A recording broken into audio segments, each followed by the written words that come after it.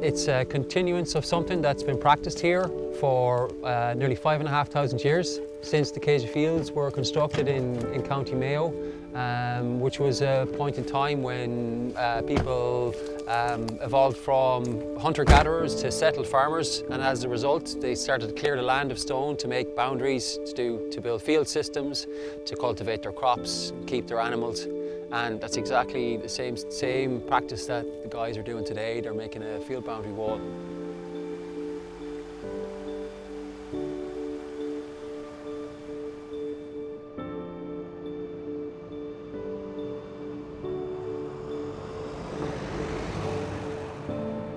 This is Derrybeg, Connemara. This is Stephen. And Stephen approached me this year. He said he would like to learn how to build a dry stone wall. And then things moved on from there, and we got help from the Dry Stone Walling Association of Ireland and Ability West, and they were really excellent in facilitating this. So we got 18 tonnes of local Connemara granite delivered, and the two boys here then helped me to build this over what would have been 4 days in total. Taught Stephen one-on-one and Oisin one-on-one.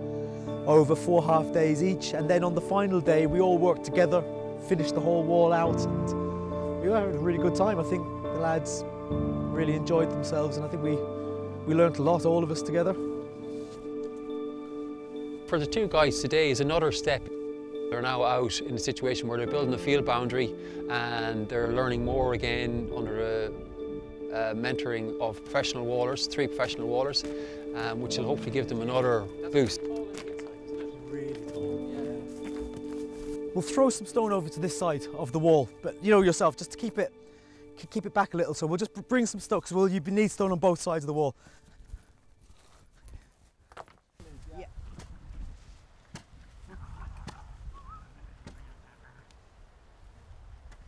There you go, Michael.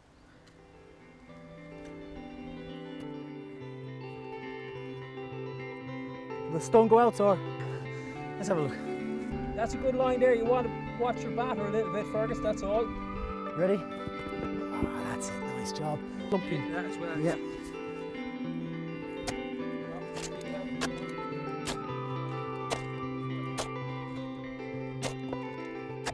The two young guys there, the learners. Fergus is the waller with all the experience, and you know what's happening there is that it's hopefully meaning that the future for the craft is brighter, because the potential is there for the two guys then to take that on and develop their skills themselves and be walling in another 25, 30 years.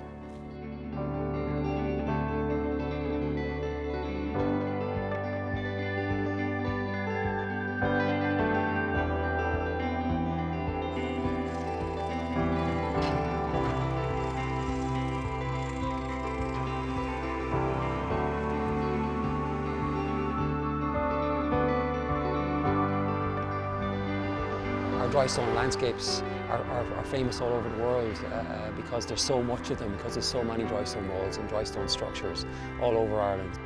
For ourselves, it's very important that we make a concerted effort to keep the craft alive, because I think it is part of our identity, and unless we keep it alive in the community as we're doing now, we won't be able to keep our walls. You can't keep your walls if you haven't got dry stone wallers.